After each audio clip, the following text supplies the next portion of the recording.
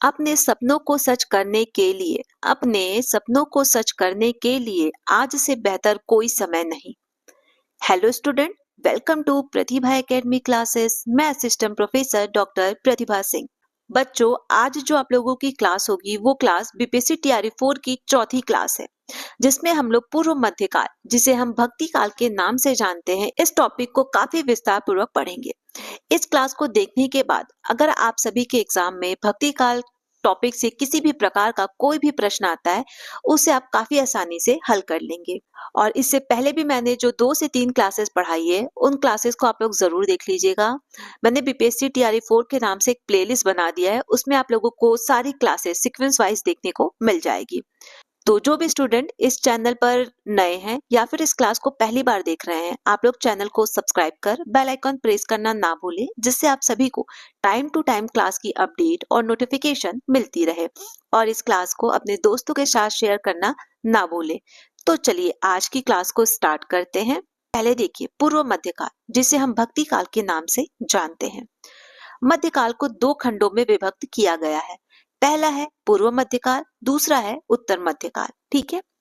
पूर्व मध्यकाल को भक्ति काल तथा उत्तर मध्यकाल को रीति काल कहा जाता है।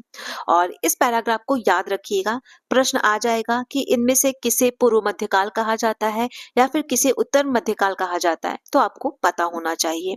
आगे देखिए, आचार्य रामचंद्र शुक्ल ने संवत 1375 से 1700 संवत तक के कालखंड को भक्ति काल कहा है। तो भक्ति काल की समय सीमा क्या है बच्चों? 1375 से 1700 ईस्वी तक। ठीक है। उनके अनुसार इस कालखंड में भक्ति भावना की प्रधानता थी, इसीलिए प्रवृत्ति की दृष्टि से इनका यह नामकरण उचित है। आगे देखेंगे, कुछ महत्वपूर्ण बात है जो कि मैंने नोट करके यहाँ पे टाइप कर दिया है, इसे देखिए। डॉक्टर नागेंद्र ने अध्ययन की सुविधा की दृष्टि से 1350 से 1650 ईस्वी तक भक्ति काल की समय सीमा स्वीकार की है। और इसे मैंने यहाँ पर इसलिए लिखा है कि इन केस आपके एग्जाम में प्रश्न पूछ लिया जाए कि डॉक्टर नागेंद्र के अनुसार भक्ति काल की समय सीमा क्या है, तो आपको पता होना चाहिए कि उनके अनुसार जो भक्ति काल की समय सीमा है वो है 1350 से 1650 ईस्वी तक। ठीक है। आगे देखिए, मोनियर विलियम्स के अनुसार भक्ति शब्द की उत्पत्ति भज धातु से हुई है। और काफी महत्वपूर्ण पंक्ति है। भक्ति शब्द का सर्वप्रथम उल्लेख श्वेता श्वेतर उपनिषद में देखने को हमें मिलता है। और ये प्रश्न कई बार एग्जामों में टीजीटी, पीजीटी और अन्य कई सारी परीक्षाओं में पूछा जा चुका है, तो इस लाइन को आप लोग स्पेशली याद रखिएगा। आगे देखिए, भक्ति आंदोलन के उदय के संबंध में कुछ विद्वानों के अभिमत है। तो विद्वानों के अभिमत देखिए, ग्रियर्सन ने ईसाइयत की देन से भक्ति आंदोलन का उदय माना है। आचार्य रामचंद्र शुक्ल ने इस्लामी आक्रमण की प्रतिक्रिया से। ठीक है। और ये काफी महत्वपूर्ण है। वहीं हजारी प्रसाद द्विवेदी ने भारतीय चिंतन धारा का स्वाभाविक विकास। ठीक है। गजानन माधव मुक्तिबोध ने ऐतिहासिक सामाजिक शक्तियों के रूप में जनता के दुख व कष्टों से उत्पन्न माना है। रामविलास शर्मा के अनुसार भक्ति आंदोलन एक जातीय और जनवादी आंदोलन है। ठीक है। तो भक्ति काल का उदय किन कारणों से विद्वानों ने माना है, इसे आप लोग ध्यान में रखिएगा। आगे देखिए, आचार्य रामचंद्र शुक्ल के अनुसार देखिए, भक्ति आंदोलन के उद्गम स्थल के संबंध में कुछ विद्वानों के मत निम्नलिखित हैं। भक्ति का जो स्रोत दक्षिण की ओर से धीरे धीरे उत्तर भारत की ओर पहले से ही आ रहा था, उसे राजनीतिक परिवर्तन के कारण शून्य पड़ते हुए जनता के हृदय क्षेत्र में फैलने के लिए पूरा स्थान मिला। और ये कथन काफी महत्वपूर्ण है। यूजीसी नेट के एग्जाम में ये कथन 2 बार पूछा जा चुका है, तो इसे आप लोग ध्यान में रखिएगा। और जिन तथ्यों को मैं बताती चल रही हूँ कि ये महत्वपूर्ण है, ये कई बार एग्जाम में पूछा जा चुका है, तो बच्चों आप उस पर स्पेशली फोकस कीजिएगा। ठीक है।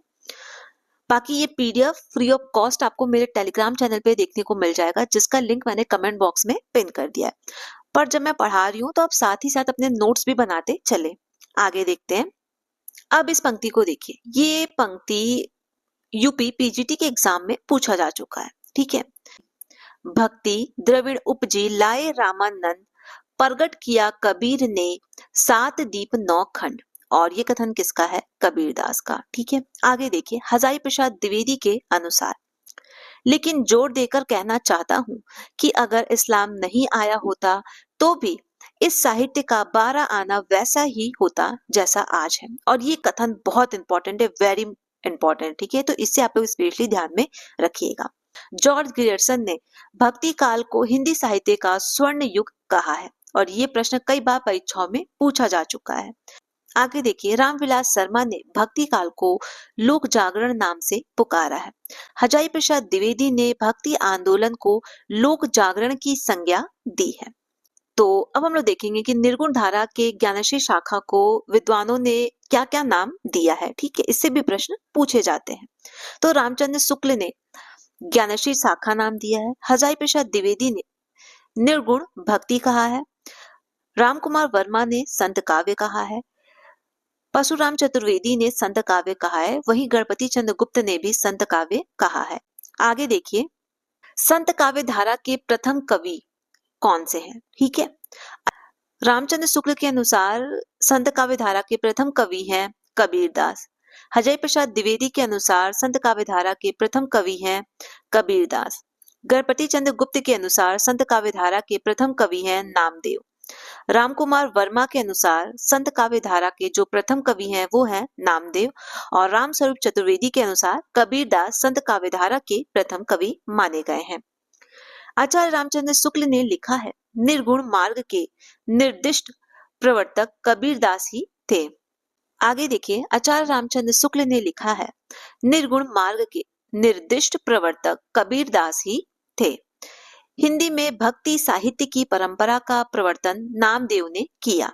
महाराष्ट्र के संत परंपरा के आदि कवि मुकुंद राज को माना जाता है। इन्होंने सन 1190 ईस्वी में मराठी का पहला काव्य ग्रंथ विवेक सिंधु लिखा है, ठीक है। महाराष्ट्र में महाअनुभव और बराकरी नामक दो संप्रदाय प्रचलित हैं।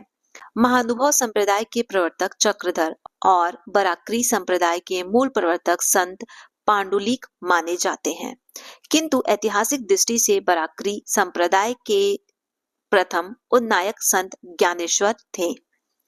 आगे देखिए, भक्ति काल की दो शाखाएं हैं बच्चों, ठीक है। इससे आप लोग ध्यान में रखिएगा। पहला है निर्गुण धारा, दूसरा है सगुण धारा, ठीक है।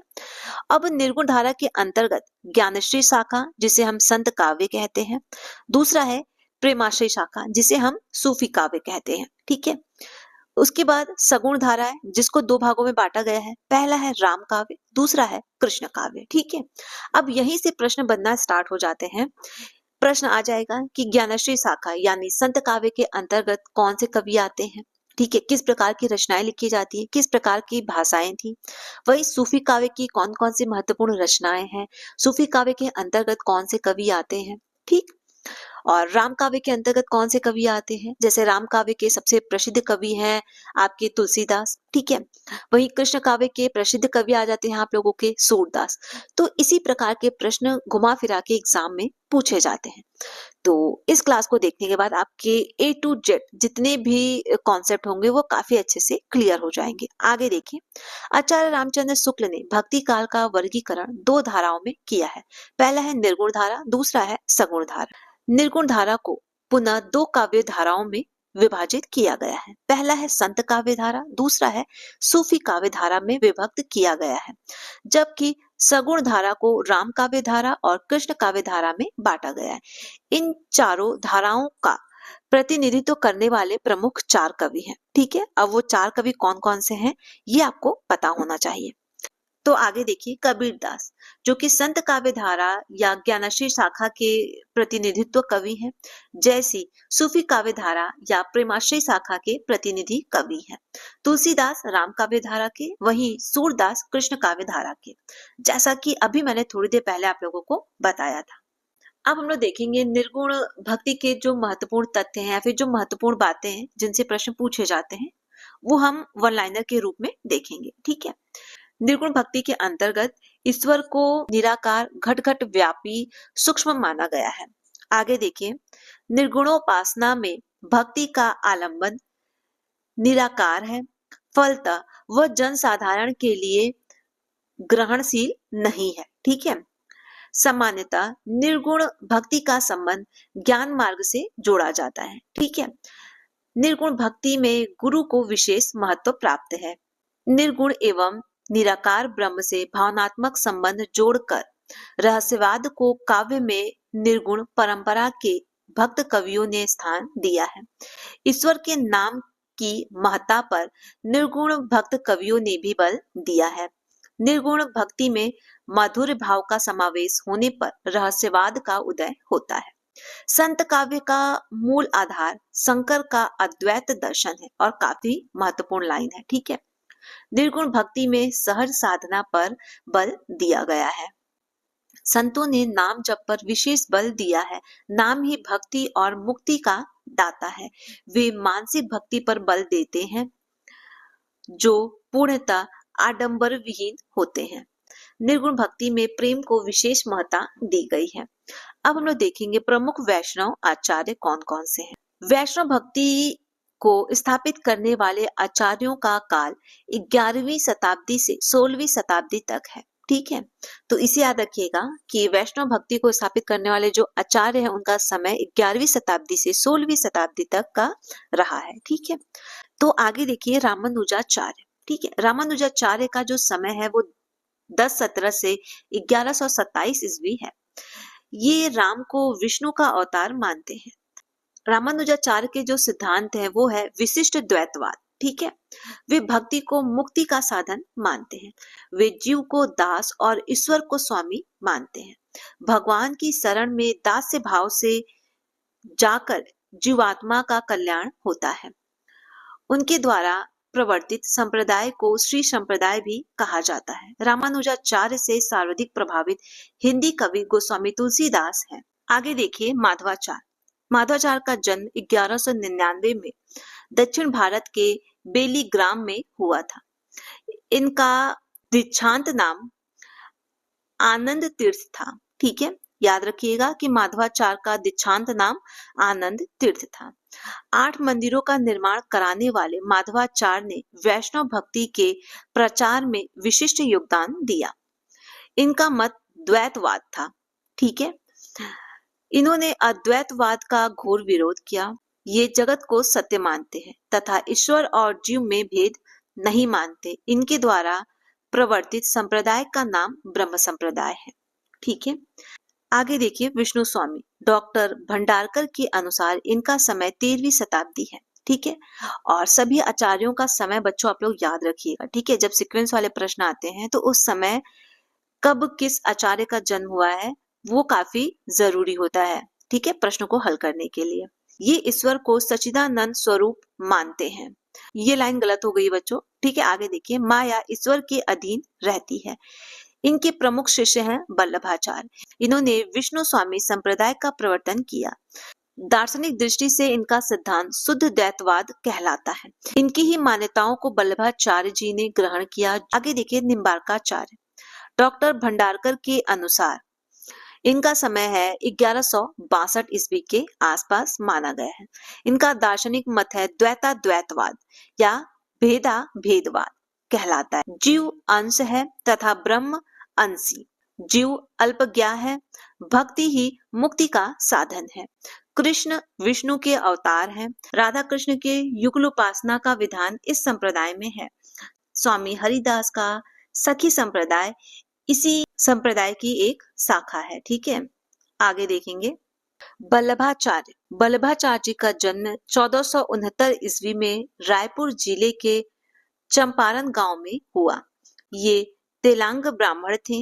ये अपने समय के तेजस्वी विद्वान एवं महात्मा थे। अकबर भी इनकी विद्वता से प्रभावित था। दार्शनिक दृष्टि से इनका मत शुद्ध द्वैतवाद के अंतर्गत आता है। वल्लभाचार्य के पुत्र गोस्वामी विट्ठल नाथ ने भी वल्लभ संप्रदाय के प्रचार प्रसार में योगदान किया। गोस्वामी विट्ठल नाथ ने पुष्टि मार्गी भक्ति पद्धति को देश भर में प्रचारित किया और अष्टछाप की स्थापना की। तो बच्चों अष्टछाप की स्थापना किसने की? गोस्वामी विट्ठल नाथ ने। ठीक है, अष्टछाप के 8 कवियों में 4 वल्लभाचार्य के शिष्य थे और शेष 4 गोस्वामी विट्ठल नाथ के शिष्य थे। इन्हीं 8 कवियों ने विपुल कृष्ण भक्ति साहित्य की रचना की। आगे देखिए वल्लभाचार्य के लिखे प्रमुख ग्रंथों के नाम। वल्लभाचार्य के ग्रंथ एग्जाम में एक दो बार पूछे जा चुके हैं, तो मैंने सोचा कि क्यों ना यहाँ पे आप लोगों को नोट डाउन करवा दूं। तो वल्लभाचार्य के जो प्रमुख ग्रंथ है वो है अरुण भाष्य, सुबोधनी टीका, तत्वदीप निबंध, सिंगार रस मंडन। ठीक है, आगे देखेंगे। देखिए बच्चों, इस काल की कुछ महत्वपूर्ण बातें आपको ध्यान में रखनी है। जैसे भक्ति आंदोलन के उदय के समय की कई सारी परिस्थितियां थी, जैसे राजनीतिक परिस्थिति, सामाजिक परिस्थिति और धार्मिक परिस्थितियां। ठीक है, तो जो राजनीतिक परिस्थिति थी उस समय उत्तर भारत 1325 से 1526 तक के समय में तुगलक वंश, सैयद वंश और लोधी वंश का शासन उत्तर भारत में था। ठीक है, और इस काल में हिंदू मुस्लिम जो जनता थी उनके बीच में बिल्कुल भी सद्भावना नहीं थी, और दोनों संप्रदाय में धर्माचार्य और धर्म को लेकर हमेशा विद्रोह होता रहा है। वही जो सामाजिक परिस्थितियां थी वहां पर वर्ण व्यवस्था में आस्था रखने वाले हिंदू जो थे वो छुआछूत में विश्वास रखते थे। जो हिंदू समाज था उसके अंदर ऊंची नीची जाति की भावना विद्यमान हो गई थी। हिंदू और मुसलमान में परस्पर आत्मीयता यानी मेल मिलाप नहीं था। भक्ति काल में ही जो पर्दा प्रथा थी वो उस युग की खास आवश्यकता बन गई थी। हिंदुओं में संयुक्त परिवार प्रथा थी। छुआछूत समाज में सर्वत्र व्याप्त था, यानी हर एक स्थान पे हमें छुआछूत भक्ति काल में देखने को मिल जाता है। बहुत सारे कारणों से अनेक हिंदू धर्म परिवर्तन करके मुसलमान बन गए, यानी जो हिंदू तबका था वो अपना धर्म परिवर्तित करके वो मुसलमान बन गया। ठीक है, साधु संतों में पाखंड आडंबर अधिक व्याप्त होने लगा भक्ति काल में। ठीक है, उसके बाद देखिए जो भक्ति काल की जो धार्मिक परिस्थितियां बच्चों, ठीक है, धार्मिक परिस्थितियों में बौद्ध धर्म विकृत होकर हीनयान और महायान शाखाओं में बहुत पहले ही बढ़ चुका था। यहाँ आपको ध्यान रखना है कि जो बौद्ध धर्म है वो दो शाखाओं में विभाजित है। पहला है हीनयान, दूसरा है महायान। ब्रजयानियों को ही हम सिद्ध कहते हैं। ठीक है, महायान संप्रदाय ने जनता के निम्न वर्गों को जादू टोना, अभिचार, तंत्र मंत्र, चमत्कार दिखाकर प्रभावित कर लिया। ठीक है, और धर्म के नाम पर वाम मार्ग को अपनाकर मदिरा पान करना, मैथुन, मुद्रा को ग्रहण कर रहे थे, आम जनता को शोषित कर रहे थे। ठीक है, तो ये मोटी मोटी बातें हैं जिसे आप एज ए स्टोरी याद रखिएगा। ठीक है, कि कभी कोई पूछ दे कि भक्ति काल का प्रारंभ क्या हुआ या फिर उस समय की धार्मिक स्थिति कैसी थी, सामाजिक स्थिति कैसी थी, तो एटलीस्ट आपको पता होना चाहिए। तो अब हम लोग देखेंगे प्रमुख संत कवि और उनकी रचनाएं। तो सबसे पहले देखेंगे कबीरदास। आगे देखिए कबीरदास। कबीर बीजक नाम से उनकी रचनाओं का संकलन धर्मदास द्वारा किया गया। अब सबसे पहला प्रश्न यहाँ पे तैयार होता है कि कबीर का जो ग्रंथ है बीजक, उसका संकलन किसने किया? तो धर्मदास ने किया। ठीक है, जिसके 3 भाग साखी, सबद, रामायणी। ठीक है, तो बीजक के 3 भाग है, साखी, सबद, रामायणी। इसे आप लोग ध्यान में रखिएगा। कबीर का जन्म 1398 और मृत्यु 1518 ईस्वी में हुई। कबीर जाति से जुल्हा काशी में रहते थे और इनके गुरु का नाम रामानंद था। ठीक है, कबीर की पत्नी का नाम लोई, पुत्र का नाम कमाल और पुत्री का नाम कमाली था। कबीर की रचनाओं का संकलन बाद में उनके शिष्यों ने किया। कबीर बीजक में तो उनकी रचनाएं संकलित हैं ही, इसके अतिरिक्त बाबू श्याम सुंदर दास ने उनकी रचनाओं का संकलन कबीर ग्रंथावली में भी किया है। आगे देखिए, कबीर की भाषा को आचार्य रामचंद्र शुक्ल ने सदुक्कड़ी अथवा पंचमेल खिचड़ी कहा है। ये प्रश्न कई बार परीक्षाओं में पूछा जा चुका है। उनकी भाषा कई भाषाओं के मिश्रण से बनी है। कबीरदास को कहीं भी अभिव्यक्ति के लिए भाषा का संकट नहीं झेलना पड़ा। आचार्य हजारी प्रसाद द्विवेदी ने इसीलिए उन्हें वाणी का डिक्टेटर कहा है। ठीक है, आगे देखेंगे रामानंद। रामानंद का जन्म 1368 और मृत्यु 1468 ईस्वी में हुई। कन्या कुब्ज ब्राह्मण थे। शिक्षा काशी में हुई थी। भक्तमाला के अनुसार रामानंद के 12 शिष्य थे, जिनके नाम है अनंतानंद, सुखानंद, सुरसुरानंद, नरहरियानंद, भावानंद, पीपा, कबीर, सेन, धन्ना, रैनदास, सुरसुरी और पद्मावती। ठीक है, रामानंद के शिष्यों में कबीर, पीपा, अनंता दास, धन्ना प्रसिद्ध है। इनके गुरु का नाम राघवानंद था। ठीक है, रामानंद के गुरु का नाम राघवानंद, और रामानंद किसके गुरु थे? कबीरदास के। ठीक है, रामानंद ने रामावतार संप्रदाय का प्रवर्तन किया है। तीर्थ यात्रा, मूर्ति पूजा, वेद आदि का विरोध करते हुए उन्होंने अंततः साधना पर बल दिया है। रामानंद के गुरु राघवानंद जी ने सिद्धांत पंचमात्रा नामक ग्रंथ की रचना की है। आगे देखिए, रैदास जाति के चमार थे, काशी के निवासी थे। जन्म स्थान के संबंध में निश्चय पूर्वक कहना संभव नहीं है। इनके लिखे हुए 40 पद गुरु ग्रंथ साहिब में संकलित हैं। रैदास का नाम रामानंद के 12 शिष्यों में है, किंतु रैदास की रचनाओं में कहीं भी रामानंद का उल्लेख हमें देखने को नहीं मिलता है। निर्गुण ब्रह्म उनके लिए भी जिज्ञासा का विषय है। उनकी भाषा सरल ब्रज भाषा है, जिसमें अवधी, राजस्थानी, खड़ी बोली, उर्दू, फारसी के शब्द भी मिल जाते हैं। उनकी कविता का एक नमूना प्रस्तुत है। आगे देखिए, अब कैसे छूटे राम नाम रट लागी, प्रभु जी तुम चंदन हम पानी, जाकी अंग अंग वास समानी। ठीक है, और ये पंक्ति कई बार परीक्षाओं में पूछा जा चुका है, तो इसे भी आप लोग ध्यान में रखिएगा। सिख संप्रदाय के प्रवर्तक गुरु नानक इतिहास के प्रसिद्ध व्यक्ति हैं। इनका जन्म तलवड़ी में हुआ था, और कई बार ये प्रश्न पूछा जा चुका है कि गुरु नानक का जन्म कहाँ हुआ था, तो तलवड़ी में हुआ था, जो अब नानका साहब के नाम से जाना जाता है। नानक के पद गुरु ग्रंथ साहब में संकलित हैं। जपू जी, रही रास, सोहिला उनकी रचनाओं के नाम है। गुरु नानक के पिता का नाम कालू चंद और माता का नाम तृप्ता था। इनके 2 पुत्र हुए, लक्ष्मी चंद और श्री चंद। वे भ्रमणशील संत थे। निर्गुण ब्रह्म के प्रति भक्ति भावना उनके काव्य में विद्यमान है। शांत रस की प्रधानता नानक की रचनाओं में है। नानक की भाषा पंजाबी एवं ब्रज मिश्रित है। उनके पद राग रागनियों में निबद्ध है, जिसमें करुणा, शांत और श्रृंगार रस भी दिखाई पड़ता है। आगे देखिए, हरिदास निरंजनी। ये निरंजनी संप्रदाय के कवि थे। इस संप्रदाय को नाथ पंथ एवं संत काव्य के बीच की कड़ी माना जा सकता है। हरिदास निरंजनी के लिखे निम्नलिखित ग्रंथ हैं: जोग ग्रंथ, ब्रह्म स्तुति, हंस प्रबोध ग्रंथ, पूजा जोग ग्रंथ, समाधि जोग ग्रंथ, समग्र जोग ग्रंथ। इन्होंने ब्रज भाषा में काव्यों की रचना की है। अगले कवि हैं दादू दयाल। इनका जन्म हुआ था 1544 ईस्वी में और मृत्यु हुई थी 1603 ईस्वी में। ठीक है, इन्होंने दादू पंथ का प्रवर्तन किया। दादू दयाल एक धार्मिक सुधारक एवं समाज सुधारक के रूप में प्रसिद्ध रहस्यवादी कवि थे। इनके पंथ को परम ब्रह्म संप्रदाय भी कहा जाता है। रजबा, सुंदरदास, जगन गोपाल इनके प्रमुख शिष्य थे। आगे देखिए, मलुकदास। इनका जन्म हुआ था 1574 ईस्वी। ये मुगल काल के समय के हैं। इनके द्वारा लिखे ग्रंथ देखिए: ज्ञान बोध, रतन खान, भक्ति विवेक, सुख सागर, 12 खाड़ी, स्फुट पद, राम अवतार लीला, ब्रज लीला तथा ध्रुव चरित।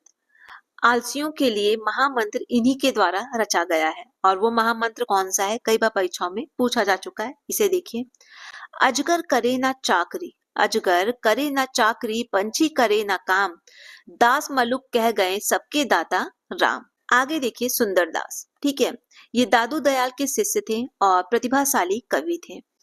इनके लिखे ग्रंथों में ज्ञान समुद्र और सुंदर विलास प्रसिद्ध है। इनकी रचनाओं का संकलन सुंदर ग्रंथावली 2 भागों में पुरोहित हरि नारायण शर्मा ने किया है। सुंदरदास श्रृंगार रस के परम विरोधी कवि थे। केशव की रसिक प्रिया और नंददास की रसमंजरी की निंदा उन्होंने अपने एक छंद में की है।